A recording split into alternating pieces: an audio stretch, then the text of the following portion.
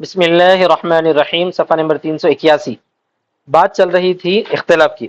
یہاں پر اختلاف ہوتا ہے بائع میں اور مشتری میں۔ شفیق علی دیکھ رہا ہے، شفیق علی دیکھ رہا ہے۔ اوپر اختلاف رائے چلا تھا شفیع اور مشتری کا، اب یہاں پر بائع اور مشتری کا۔ تو کیا قصہ ہے دیکھو۔ وَإِذَا ادَّعَى الْمُشْتَرِي، دو صورتیں ہو سکتی ہیں، بائع نے جو ہے بیچا اور مشتری نے خریدا، لیکن ابھی قبضہ نہیں ہوا۔ تو اس وقت پہلے بولا گیا تھا مدعا علیہ کون شمار ہوتا ہے اس وقت؟ شفیع کا مدعا علیہ کون بائع شمار ہوتا ہے، کہ شفیع بائع پہ دعویٰ کر کے حاصل کرتا ہے۔ اگر چیز جو ہے مشتری کے پاس چلے گی تو اس سے دعویٰ کر کے حاصل کرتا ہے۔ یہ ذہن میں رکھنے کے بعد آگے چلیں گے۔ اور جب مشتری نے ثمن کا دعویٰ کیا، وَادَّعَى الْبَائِعُ أَقَلَّ مِنْهُ، اور بائع نے دعویٰ کیا اس سے کم کا، بائع نے اس سے کم کا دعویٰ، یعنی بائع بول رہا ہے کہ میں نے جو 1000 میں بیچا، مشتری بول رہا ہے کہ 2000 میں بیچے، ٹھیک ہے۔ وَلَمْ يَقْبِضِ الثَّمَنَ، اور ابھی اس نے ثمن پر قبضہ نہیں کیا۔ اگر ثمن پر یعنی چیز جو ہے بائع دیا نہیں، پیسے لیا نہیں، تو ابھی کس کے پاس ہے؟ وہ چیز بائع کے پاس ہے اور پیسہ مشتری کے پاس ہے۔ تو اب جھگڑا کس سے چل رہا؟ شفیع کا، بائع سے چل رہا۔ اخذہ الشفیع بما قالہ البائع، ایسی صورت میں شفیع لے لے گا اس کو، اس پر جس کو بائع نے کہا، یعنی یہی سمجھا جائے گا کہ بائع جو قیمت بول رہا ہے وہی قیمت میں زمین حاصل کرے گا، وہی قیمت میں، کیونکہ دو صورتیں ہو سکتی ہیں، یا تو یہ صورت ہو سکتی ہے کہ بائع جو بول رہا ہے وہ صحیح ہے، یا تو یہ صورت ہو سکتی ہے کہ مشتری جو بول رہا ہے وہ صحیح ہے، لیکن بائع قیمت اب کم کر دیا مانا جا سکتا ہے، بائع قیمت کم کر دیا، کیونکہ بائع قیمت لیا ہی نہیں نا اس کے ہاتھ میں سے، آ رہا سمجھ میں؟ ہاں، بائع اپنا نقصان کر لیں گا، قیمت کم کرے، یہ سمجھا جائے گا، ٹھیک ہے۔ بما قال وكان ذلك حتا عن المشتری، اور وہ مشتری سے حت شمار ہوگا، حت مانے کم کرنا شمار ہو جائے گا۔ اگر واقعتاً بائع جو بول رہا وہ صحیح ہے تو پھر مشتری کی بات غلط ہے، اگر جو ہے مشتری جو بول رہا وہ صحیح ہے، اس کے باوجود بائع کی بات اس واسطے مانی جائے گی کہ بائع قیمت میں اب کم کر کے شفیع کو دے رہا، سمجھا جائے گا، کیا سمجھا جائے گا؟ کیونکہ مشتری کی تو کوئی کوئی بات نہیں ہے نا یہاں پر، ٹھیک ہے۔ وہذا، وہ اس لیے ہے، لأن الامر ان كان على ما قال البائع، اس لیے کہ معاملہ اگر وہ ہو جو بائع کہہ رہا ہے، اگر ہو اس پر جو بائع کہہ رہا ہے، اس پر جو بائع کہہ رہا ہے نا کمی پر ہو، تو ٹھیک ہے، کمی کے ساتھ ہی انہیں لے گا۔ فقد وجبت الشفاعۃ به، تو شفاعت اسی سے واجب ہو گیا، شفاعت یعنی 1000 سے ہی۔ وان كان على ما قال المشتری، اور اگر ایسا ہو جیسا مشتری کہہ رہا ہے، اگر ایسا ہو، فقد حتى البائع بعض الثمن، تو بائع نے کم کر دیا ہے بعض ثمن کو، تو کیا سمجھیں گے؟ کیونکہ مشتری کا تو کوئی لینا دینا نہیں ہے نا، فی الحال مشتری تو قبضہ نہیں کرا ابھی چیز پر۔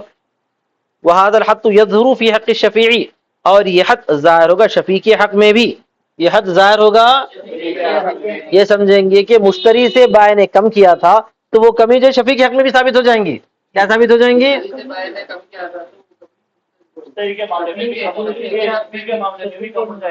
جیسا کہ ہم بیان کریں گے ابھی انشاءاللہ، جیسا کہ ہم بیان کریں گے۔ اچھا، اور دوسری دلیل یہ دے رہے ہیں کہ یہ اس لیے ہے کیونکہ انہیں جو ملکیت حاصل کر رہا ہے نا، بائع کے خلاف حاصل کر رہا ہے، کس کے خلاف حاصل کر رہا ہے؟ کیونکہ مشتری کے پاس ابھی چیز گئی نہیں۔ وَلِأَنَّ التَّمَلُّكَ، تملک مانے کسی پر ملکیت حاصل کرنا زبردستی، اور اس لیے کہ تملک بائع کے خلاف ہے، بائع پر ہے بولے تو خلاف ہے، اس کے واجب کرنے کی وجہ سے۔ فَكَانَ الْقَوْلُ قَوْلَهُ، تو بات اسی کی مانی جائے گی مقدار ثمن میں، مقدار ثمن میں، ما بقیت مطالبته، جب تک کہ اس کا مطالبہ باقی ہو۔ فَيَأْخُذُ الشَّفِيعُ بِقَوْلِهِ، تو شفیع اس کے قول سے لے گا۔ اگر مشتری کے پاس پہنچ گیا تو مشتری اور شفیع جو لڑ لیں گے وہ تو اوپر آ گیا ذکر، وہ ذکر تو اوپر آ گیا۔ آگے دیکھو، وَلَوِ ادَّعَى الْبَائِعُ الْأَكْثَرَ، اب کیا صورتحال ہو رہی؟ بائع زیادتی کا دعویٰ کر رہا، مشتری کمی کا دعویٰ کر رہا، الٹا ہے اب قصہ، سمجھ میں آ گیا؟ دونوں الگ الگ بول رہے ہیں۔ مثال کے طور پر ایک آدمی نے بازو والے کو، ایک آدمی کسی کو بیچ دیا، اس کو تو کم میں بیچا تھا، لیکن بازو والا دعویٰ کرنے کے بعد آگے بول رہا ہے کہ نہیں میں 1000 میں 2000 میں بیچا، اب بڑھا دیا قیمت، تو مشتری کیا کریں گا؟ نہیں جھوٹ بول رہے انہوں نے میرے کو تو 1000 میں دیے تھے، مشتری بولیں گا نہیں بولیں گا۔ اب تو لڑائی کس کی ہو گئی؟ اب بائع کی اور شفیع کی ہو گئی، مشتری تو نکل گیا بیچ میں سے، مشتری خالی بول دیتا ہٹ جاتا، اب لڑائی کس کی ہوتی؟ نہیں سمجھ میں آیا؟ ارے مشتری قیمت زیادہ ہے بول کے بول دیا، قیمت زیادہ نہیں کم ہے بول کے بول دیا، بولنے کے بعد بس اٹھ جاتا انہیں، دینا لینا کس کو ہے؟ بائع کو دینا ہے، شفیع کو لینا ہے، مشتری تو جو چیز پہ قبضہ نہیں کرا نا میاں، نہیں سمجھا ابھی بھی؟ اکثر جھگڑے یہ ہوتے، پہلے والا جھگڑا عموماً نہیں ہوتا اصل جھگڑے یہ ہوتے، انہیں کسی اور کو دے دیا تو کم میں دے دیا تھا، جب پڑوسی لینے وہاں سے آتا تو نہیں دیتا کم میں، انہیں بولتا چل زیادہ ہے وہ قیمت بولتا، ہوتا نہیں ہوتا. ہاں. وَلَوِ ادَّعَ الْبَائِعُ الْأَكْثَرَ، اور بائع اگر دعویٰ کرے اکثر کا، یتحالفان و یترادان. اب یہاں پہ کیا بول رہے ہیں معلوم ہے، اور گواہ اس کے پاس نہ ہو ہے، کیا ہوں گا؟ یہ صورتحال آگے بڑھتی اسی وقت میں جبکہ اس کے پاس گواہ نہیں ہے. اگر اس کے پاس گواہ ہیں تو اس کی گواہی کے مطابق فیصلہ ہوگا. اگر جو ہے شفیع کے پاس گواہ ہیں تو اس کے بات پہ بھی قبول کیا جا سکتا ہے. سمجھ میں آ گیا؟ اب مان لو اتفاقاً نہ اس کے پاس گواہ ہیں نہ اس کے پاس گواہ ہیں، دونوں بھی ایک ایک حیثیت سے مدعی ہیں، دونوں بھی ایک ایک حیثیت سے منکر ہیں، تو اسی وجہ سے مصنف کہتے ہیں یہ تحالفان، وہ دونوں ایک دوسرے کو قسم کھلائیں گے، انہیں بھی قسم کھائیں گا انہیں بھی. وَيَتَرَادَّانِ، اور وہ دونوں ایک دوسرے کو رد کریں گے، ایک دوسرے کو قسم کھلائیں گے، ایک دوسرے کو رد کریں گے. وَأَيُّهُمَا نَكَلَ، اور جس نے بھی ان دونوں میں سے قسم کھانے سے انکار کر دیا، گواہ تو کسی کے پاس نہیں ہے، مسئلے کی صورتحال کیا ہے، گواہ تو کسی کے پاس ہے. اب بائع دعویٰ کر رہا ہے کہ میں زیادتی میں بیچا اور مشتری بول رہا ہے کہ میں کمی میں خریدا، میں کمی میں خریدا، تو دونوں کو قسم کھلائیں گے. بولو زیادہ میں بیچے سو، انہوں قسم کھانا، انہیں بول دیا ہاں بھائی میں زیادہ میں قسم کھا دیا انہیں، اور مشتری بول رہا ہے کہ نہیں بھائی جھوٹ بول رہا انہیں، میں جو ہے اس سے کم میں خریدا، انہیں بھی قسم کھا لیا، دونوں کے دونوں قسم کھائے تو دونوں کے دونوں رد ہو جائیں گے. ٹھیک ہے. وَأَيُّهُمَا نَكَلَ ظَهَرَ أَنَّ ثَمَنَ مَا يَقُولُهُ الْآخَرُ، اور ان دونوں میں سے جس نے بھی انکار کر دیا، نقل مانے قسم کھانے سے انکار کر دیا، مگر بھائی دعویٰ تو کرا 2000 کا لیکن قسم کھانے سے انکار کر دیا، نہیں میں قسم نہیں کھاتا، تو مطلب یہ کہ جھوٹ بول رہا، لہذا مشتری جو بول رہا اسی میں جو ہے بیع ہوئی تھی. کیا مانا جائیں گا؟ ظاہر ان ثمن ما يقوله الاخر، تو ظاہر ہو جائے گا کہ ثمن وہی ہے جس کو دوسرا کہہ رہا ہے. فيأخذها الشفيع بذلك، تو لے لے گا شفیع اسی قیمت میں. وان حلفا، دونوں کے دونوں قسم کھا لیے، انہیں اس کو قسم کھلایا انہیں اس کو قسم کھلایا نا، اور انہیں اس کو رد کرنا انہیں اس کو رد کرنا. مان لو کہ دونوں بھی قسم کھانے کو تیار ہو گئے، انہیں بھی قسم کھا لیا انہیں بھی قسم کھا لیا، تو اب کیا کریں گے قاضی صاحب؟ بولیں گے کیا کیا جائے؟ بیع فسخ. بیع کو کیا کریں گے قاضی صاحب؟ فسخ کر دیں گے. بیع کو فسخ کرنے کے باوجود پھر بیع کرائیں گے. مشتری سے، مشتری تو بازو ہٹ گیا نا، بائع اور شفیع کا جھگڑا ہے، بائع کو شفیع سے کرائیں گے. بیع فسخ ہونے کے باوجود حق شفا باقی رہے گا. بولو کہ باوجود حق شفا باقی، کیونکہ بیع ایک مرتبہ ثابت ہو گئی تو شفیع کا حق آ گیا. اب قیمت کا جھگڑا ہے، وہ قیمت کے جھگڑے کی وجہ سے وہاں مشتری سے جو بیع ہوئی تھی نا، وہ کیا ہوئی تھی؟ قبضہ تو نہیں ہوا تھا، بیع تام نے تو نہیں ہوئی تھی، لیکن بیع تو ہوئی. اس بیع کو کیا کریں گے؟ فسخ کرا دیں گے. اور دوسری بیع جو ہے بائع اور شفیع کو آپس میں کر لو بولیں گے. اب ظاہر بات ہے آپس میں جب بیع کر لیں گے تو قیمت کوئی نہ کوئی طے ہوگی. اس وقت شفیع منہ کھول کے اتنی بڑی قیمت بولتا ہے، تو اس وقت بائع بڑی قیمت بولے گا تو شفیع خود بخود چلے جائیں گا. سمجھ میں آ گیا نا؟ ہاں. وَإِنْ حَلَفَا، اور اگر وہ دونوں قسم کھائے، دونوں سے مراد کون ہے؟ شفیع اور مشتری، تو قاضی فسخ کرے گا بیع کو علی ما عرف، جیسا کہ مشہور ہے. جیسا کہ مشہور ہے کا مطلب ہے کہ قیمت میں جھگڑا ہو جائے، کسی کے پاس گواہ نہ ہو، قیمت میں کسی کے پاس گواہ نہ ہو اور دونوں بھی قسم کھا لیں، تو پیچھے بتایا گیا ہے باب البیع کے اندر جو تم لوگ آگے پڑھیں گے، اس میں جو ہے قاضی کی یہ ذمہ داری ہے کہ بیع فسخ کر دیا جائے. سمجھ میں آ گیا نا؟ کب وہ صورتحال دونوں کے پاس بھی گواہ نہ ہو، دونوں بھی قسم کھا لیں، تو اس صورت میں کیا کریں گے؟ فسخ کرنے کے بعد چارہ نہیں ہے. وَيَأْخُذُهَا الشَّفِيعُ بِقَوْلِ الْبَائِعِ، اور لے لے گا اس کو شفیع بائع کے قول کے مطابق. کیسا؟ کیونکہ اب بیع کر رہا ہے بولے تھا، لیکن حق شفا تو رہے گا، حق شفا تو رہے گا. اب بائع کے قول کے مطابق لے لے بول رہا، جو بولے وہ قیمت نہیں، بائع دعویٰ کرنا اس دعوے کے حساب میں لے لینا. آئے سمجھ میں؟ اگر لینا چاہے تو، اگر نہیں بولے نہیں بھائی بہت زیادہ ہے وہ نہیں ہو سکتا تو پھر چلے جاؤ گھر میں. سمجھ میں آ گئی بات؟ ہاں. لِأَنَّ فَسْخَ الْبَيْعِ لَا يُوجِبُ بُطْلَانَ حَقِّ الشَّفِيعِ، اس لیے کہ بیع کا فسخ کرنا حق شفیع کے باطل ہونے کو ثابت نہیں کرتا.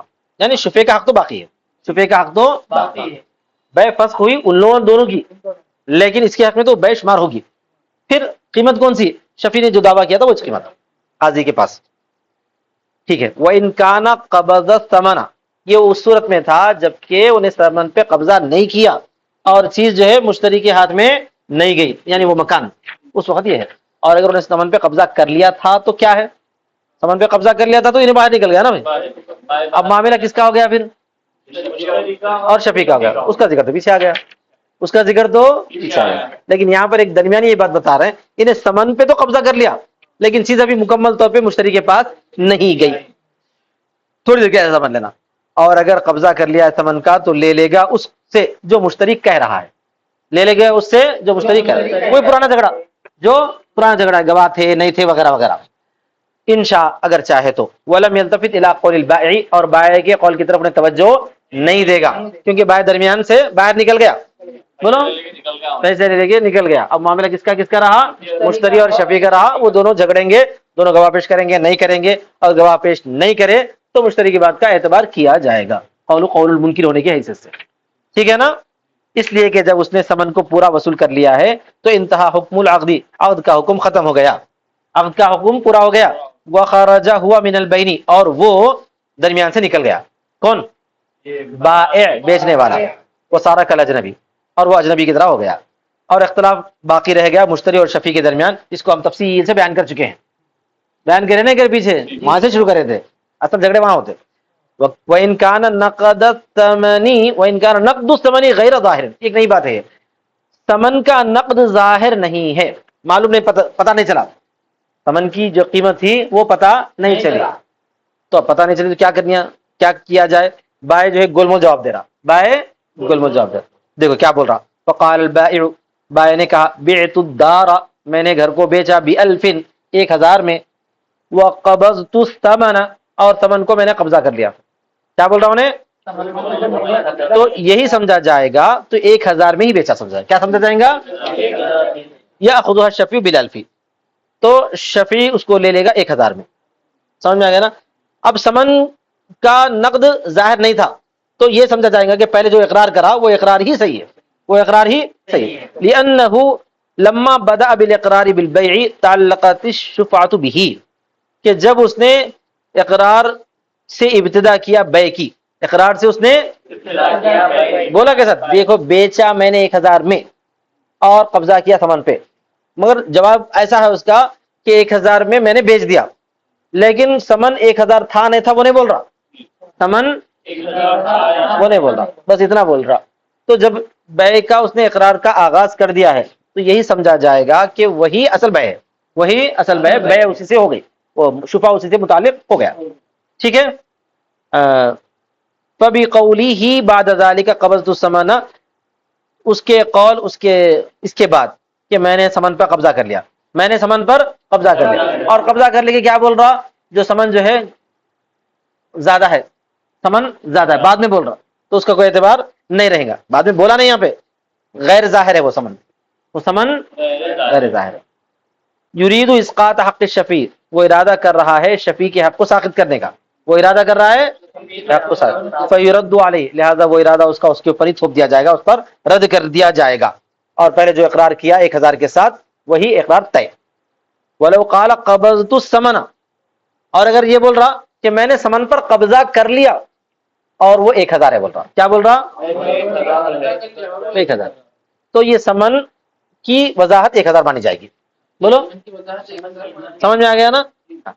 ولو قال قبضت الثمن وهو 1000، اور کہہ رہا ہے کہ میں نے قبضہ کر لیا ثمن پر اور وہ 1000 ہے، تو لم یلتفت الى قوله، تو اس کے قول کی طرف توجہ نہیں دی جائے گی، نہیں اس کی بات نہیں مانی جائے گی، قبضہ کر لیا نا، اب اس کی بات کی طرف توجہ نہیں، پھر جھگڑا مشتری اور شفیع کا رہے گا، اس کی بات کی طرف توجہ نہیں ہوگی کیونکہ یہ باہر نکل گیا، اب جھگڑا کس میں ہے؟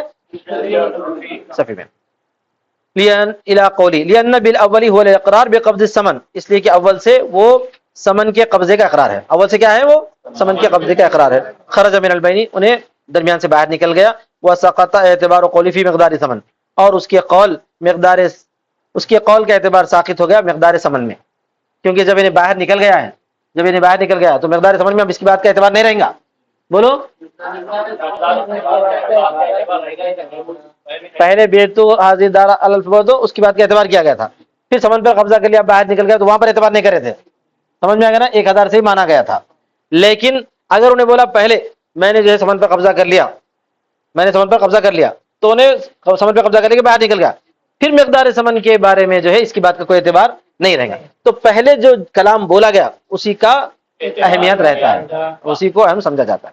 آخر دعوانا الحمدللہ۔